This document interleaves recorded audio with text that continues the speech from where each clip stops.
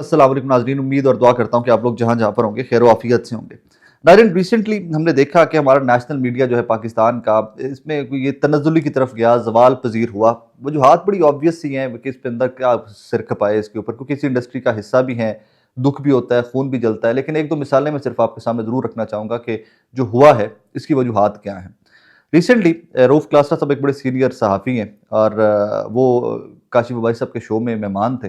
वहाँ पर उन्होंने गुफ्तगू करते हुए कहा कि जनाब, हम तुन के शो करते हैं, जिसको दिल करता है गेस्ट बुलाते हैं, जो गेस्ट का दिल करता है बोलता है, फिर भी हम कहते हैं आज़ादी इज़हार राय नहीं है, मीडिया के ऊपर कदर है। ये उनका पॉइंट ऑफ व्यू है, ठीक है, हम वी वैल्यू दैट, हम उनकी कदर करते हैं उसके पॉइंट ऑफ व्यू की।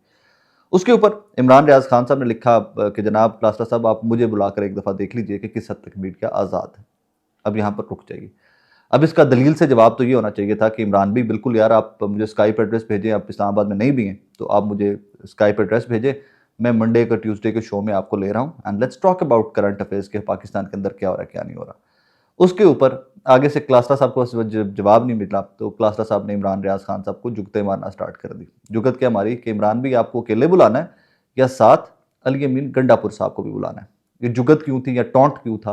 क्योंकि रिसेंटली एक अली अमीन गंडापुर साहब की ऑडियो वायरल हुई जिसमें उन्होंने मेयर शराफत साहब से बात करते हुए कोई सख्त अल्फाज और गालियाँ शालियों का इस्तेमाल, बेदरेग इस्तेमाल हुआ और उसमें इमरान रियाज खान साहब का नाम लेकर भी अली अमीन गंडापुर साहब ने काफ़ी कुछ बोल दिया उस सारे में। तो वो उल्टा इमरान रियाज खान साहब की बात का जवाब देने की बजाय उल्टा टॉन्ट मार रहे थे रऊफ़ क्लासरा साहब। अक्सर रऊफ़ क्लासरा साहब के वैसे वो जो कहते हैं ना टारगेट, वो सिद्दीक जान साहब भी होते हैं और वो बहुत सारे लोगों के बारे में क्लासरा तो खैर बेचारे बहुत बहुत ही कुछ लिख गए हुए ना बीच में आके कि फलाने के ऊपर एहसान किया, उसके शर से महफूज रहो, फलाने के ऊपर एहसान किया, शर से महफूज रहो। दो तीन चीज़ें हैं जो मैं सिर्फ आपके सामने रखना चाहूँगा। एक, क्या रऊफ़ क्लासरा साहब के शो के अंदर इमरान खान साहब की फ़ोटो चलती है? क्या जो इमरान खान साहब की जो statements as it is jail से आती हैं वो चलती हैं? क्योंकि पैमरा तो कह चुका है कि जनाब हमने कोई पाबंदी नहीं लगाई इमरान खान का नाम चलाने के ऊपर या उसकी फ़ोटो चलाने के ऊपर, हमने कोई पाबंदी नहीं लगाई हुई। क्या रऊफ़ क्लासरा साहब मंजूर पश्तीन को और मारंग बलोच साहिबा को अपने शो में लेते हैं? क्योंकि रिसेंटली जब ये कुछ महीने पहले मारंग बलोच साहिबा ने धरना दिया था इस्लामाबाद के अंदर तो मीडिया ने उनको टेकअप किया। मीडिया ने, गरीदा फारूकी साहब ने, बहुत सारे लोगों ने शोज़ रिकॉर्ड किए मारंग बलोच साहिबा के साथ। तो किस हद तक इस इशू के ऊपर मारंग बलोच साहिबा को और मंजूर पश्तीन साहब को और बाकी लोगों को एयर टाइम दिया जाता है क्लासरा साहब के शो में या बाकी भी नेशनल मीडिया के अंदर? कहानी बहुत सादी सी है। इसके ऊपर जितनी बहस कर ली जाए वो पानी च बधाने वाली गल है, लेकिन ये बड़ी सादी सी और बड़ी बुनियादी सी दलील की बात है और इसमें कोई सर खपाने की ज़रूरत ही नहीं है कि बंदा कहे कि क्या हो गया, कैसे हो गया, इतना। खुद आपस में जब सहाफ़ी सारे बैठते हैं, हल्फ़न आपको कह रहा हूँ कि हम we do discuss it in depth कि हम इतने इर्रेलेवेंट होते क्यों जा रहे हैं? क्यों सिर्फ़ चंद नाम बचे हैं जो रेलेवेंट रह गए हैं, बाकी सारी की सारी इंडस्ट्री रेलेवेंट क्यों होती जा रही है? बड़ी सादा सी बात है यार। आप, दो चीजें होती हैं। एक, या तो आप इतने मोतबर हो चुके हो, आप इस कदर क्रेडिबिलिटी अपनी बना चुके हो कि जनाब आप जो लोग नहीं सुनना चाहते वो भी बताएं तो लोग आपके ऊपर कान धरें कि यार ये बंदा बात ठीक कर रहा है, शायद हमारी लाइन जो है वो थोड़ी सी गलत हो गई, शायद हम इसको अंडरस्टैंड नहीं कर सके। नंबर टू, आप वो रिपोर्ट करो कि जो हो रहा है एज इट इज रिपोर्ट करो, लोगों को बताओ कि this is happening in your country, तो आप हमेशा रेलेवेंट रहते हो, आप कभी भी रेलेवेंट नहीं हो सकते। ये जो अक्सर डिस्कशन होती है ना हमारी, हमेशा याद रखिएगा नाजरीन, हर सोसाइटी के अंदर, हर मुल्क के अंदर एक तबका, हर शहर के अंदर, हर मोहल्ले के अंदर, हर घर के अंदर एक फिक्र का तबका जरूर ऐसा होता है कि जो वे आउट की बात करता है, जो सोचता है कि 5 साल, 10 साल, 50 साल, 100 साल बाद क्या बनेगा। इसी तरह इस्लामाबाद के सर्कल्स में भी एक सर्कल ऐसा जरूर है कि जो आज सोचता है कि अभी घुटन है, निज़ाम से घुटन जब छट जाएगी तो फिर क्या करना है, पॉलिसी मेकिंग में हमने क्या करना है। क्योंकि ये बात तय है कि ये पाकिस्तान वो पाकिस्तान नहीं रह गया हुआ कि जो नवाज शरीफ साहब का कंट्रोल्ड पाकिस्तान है, जरदारी साहब का कंट्रोल्ड पाकिस्तान है, पीपल्स पार्टी छाई रहेगी, नून लीग छाई रहेगी, बारियां लगी रहेंगी। ये किसी के कंट्रोल का पाकिस्तान नहीं रह गया हुआ और इमरान खान साहब के कंट्रोल का पाकिस्तान भी नहीं रह गया हुआ। आप डिलीवर करेंगे, आप अपने वादे वईद पूरे करेंगे, आप इक़्तिदार में रहेंगे, वरना नौजवान आपसे सवाल पूछेगा और ये प्रैक्टिकली हो चुका हुआ है। जो इमरान खान साहब सारी बातें नौजवानों को पढ़ाते आए हैं, आप उस लाइन से नवाज इमरान खान साहब कल हट के दिखाएं, देखिएगा ये नौजवान उनसे सवाल पूछेगा। और जरदारी साहब और बिलावल साहब और मरियम साहिबा, हमजा साहब, शहबाज साहब, नवाज साहब, वो तो कहानी पीछे रह गई हुई है, बहुत पीछे रह गई हुई है। तो उस पर फास्ट फॉरवर्ड आने में बहुत वक्त लगेगा किसी भी सियासी जमात को आते हुए वहाँ पर।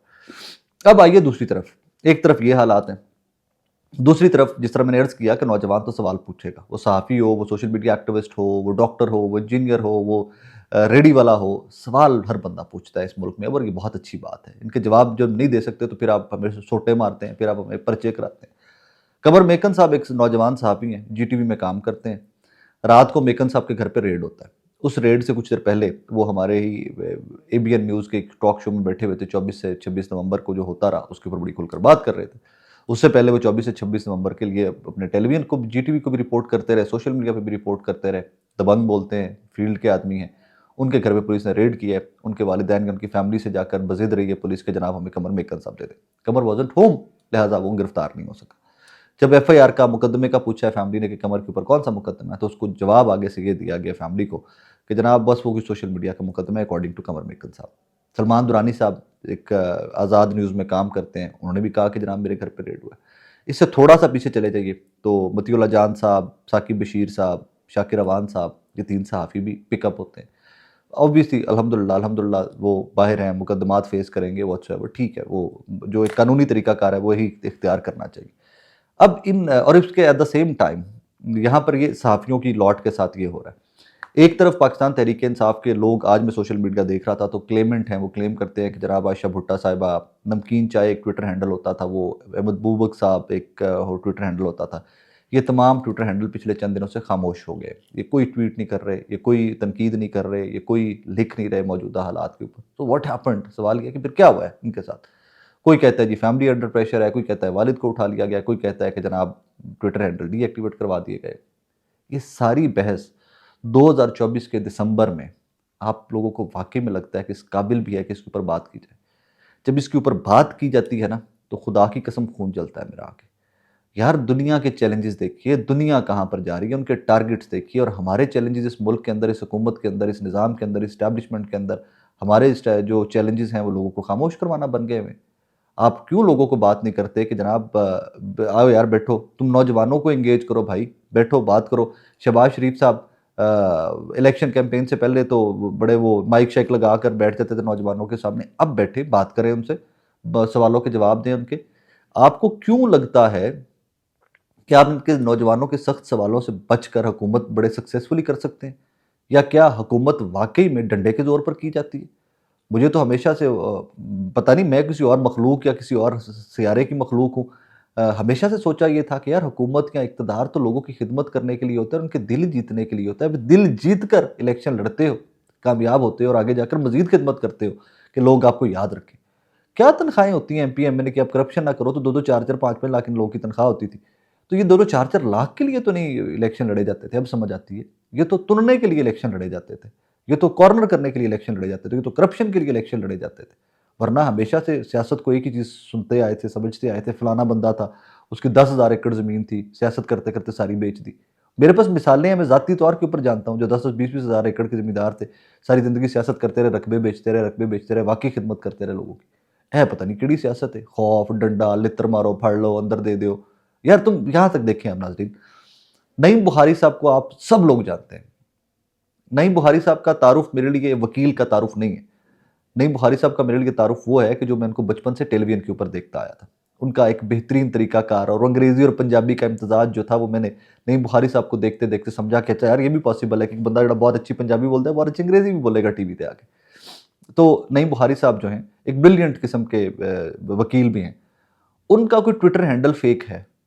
उस ट्विटर हैंडल ने कुछ फेक ट्वीट्स कर दी नईम बुखारी साहब के नाम से। अब नईम बुखारी साहब बेचारे इस्लामाबाद के रिहायशी लाहौर में एफआईए की इंक्वायरियां भुगत रहे होते हैं। मुकद्दस अवान साहिबा हैं, शाकिर अवान साहब हैं, उमर दराज गोंदल साहब हैं और काफ़ी सारे लोग हैं उस केस के अंदर जिसमें नईम बुखारी साहब भी पीछे पेश हो रहे होते हैं। तरीकाकार क्या है यार? What is happening with this all of us? की करदे पे उस मुल्क दे नाल? आप आज कमर को तंग कर रहे हो, सलमान दुरानी ने के घर पे रेड हुआ है, आप उनको तंग कर रहे हो, आप शाकिर अवान को तंग कर रहे हो, आप इमरान रियाज को टॉन्ट मरवा रहे हो, क्लासरा साहब आप लोगों के नीचे कमेंट देखो, पता नहीं की करना चाह रहे हो। फिर हाँ, तनख्वाहें लेते रहो मिलियंस में, लेकिन वो अपनी ज़ात से बाहर मत निकलो और फिर आज से 10 साल बाद बैठकर सियासतदानों की तरह साफ़ी भी कहेंगे हमसे कुछ गलतियाँ हुई। और टाइम पे जो मुझ जैसे लोग चीखते रहे कि यार ये गलतियाँ भाई, we are not reporting facts. हमें उन चीज़ों के ऊपर बात करनी है जो हो रही हैं, ना कि अपने हमें देना है कि जी ये हुआ था तो ये हो जाएगा, फलां हुआ था तो फलां हो जाएगा, ऐसे नहीं होता। आप वो अमेरिका की मिसाल लीजिए, अमेरिकन कन्वेंशनल मॉडल भी जो था मीडिया का वो टोटल चेंज करके रख दिया डोनाल्ड ट्रंप ने और इलॉन मस्क ने। पूरा इलेक्शन सोशल मीडिया पे लड़ा है डोनाल्ड ट्रंप ने, वो तो नेशनल मीडिया को कहते ही फेक न्यूज़ है।